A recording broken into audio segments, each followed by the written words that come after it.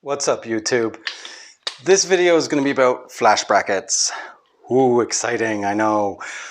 So here I've got the Godox S1 Bracket, which it's been very reliable. It's been very popular. It's a cost-effective bracket that supports Bowen mounts as well as the foldable Godox soft boxes and things like that, where it basically just fits, the pieces just friction fit over the lip here. It's a great bracket.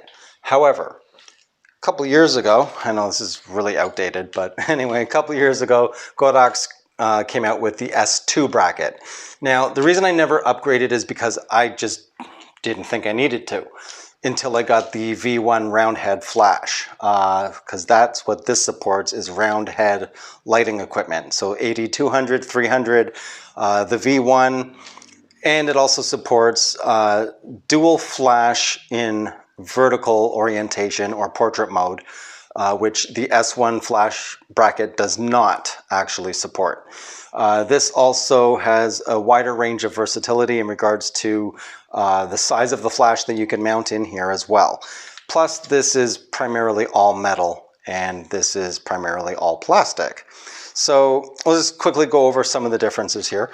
So on the S1 bracket, you can see here, this section here is just plastic. You can see there's a little ridge line.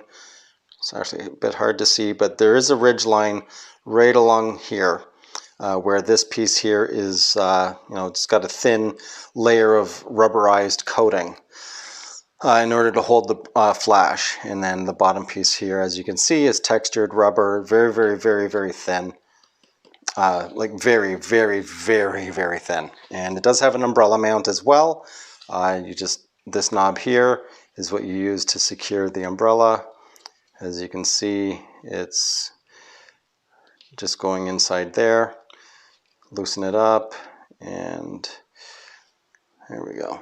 Loosen it up, and you'll see it just disappears, right? Now, that is something that is a significant difference with the S2 bracket. The umbrella section is not actually this hole here. It's this piece on the side, right? So this piece on the side, it's just a friction fit. So you just slide the umbrella stem in here and it just holds it in place, and then you just pull it out when you're done. Now this, as I was saying, is more configurable, whereas you take this bottom piece out and you can now mount a very large round head flash or light in here, or strobe. And the bottom piece here is textured. The entirety of this panel up here is completely rubber from top to bottom. And if you want to centralize, say, in a V1, then you can separate these two pieces, which also have texture on each one, right? They're both textured. So you can separate those two pieces and then slide this on here, slide it on, and now you have a slightly elevated area to keep the flash a bit more centralized. Or if you want to maximize the space, then you can just remove it entirely. Other than that, they are pretty much the same thing.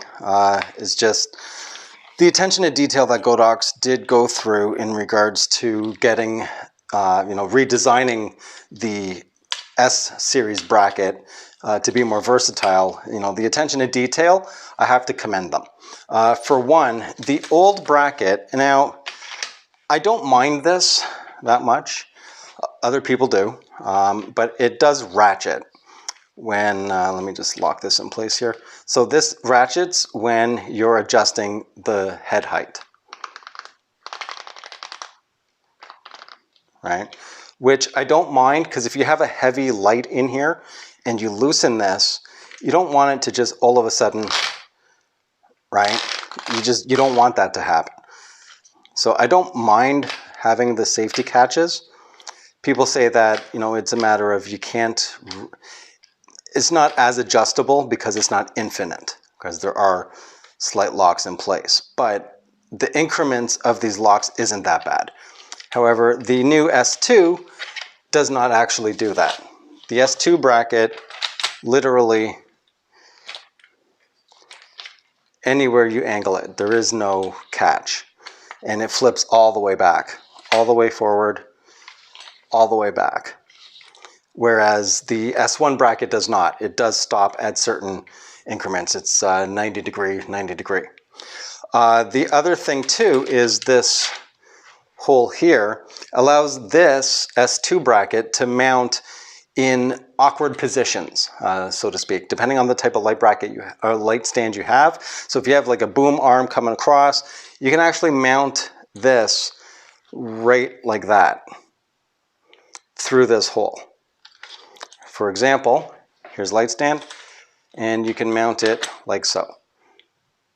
So it doesn't have to stay in this orientation. You can use it in other means, right? And then you would just flip this up in order to get it, project the light where it's supposed to go, right? So overall, yes, this is a more versatile bracket, and it does still have the pull-out arm in case you've got a light modifier that's in the way when you're loosening, or even if the bracket itself is in the way.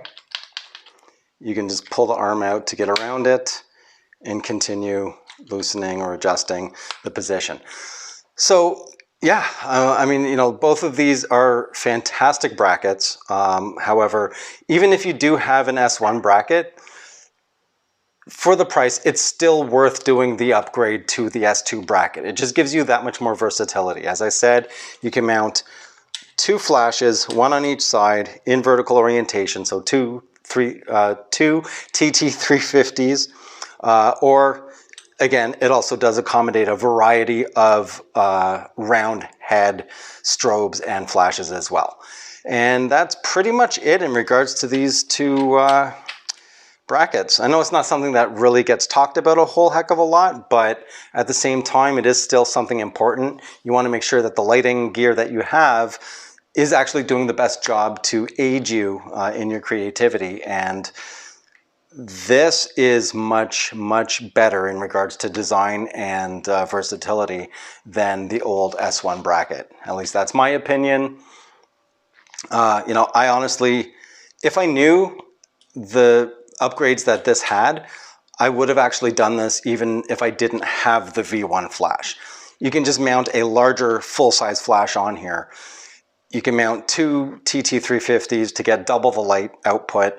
You can mount the round head flashes. I mean, this is a bracket that can grow as your lighting skills get better and you're purchasing different lighting equipment. But that's it for this video. If you like the video, leave a like. If you haven't already, please do subscribe. Always helps out. And if you want to support the channel, I leave that info at the bottom of the description. And if you have any questions or comments, leave them down below and you will see me in my next video. I'm out.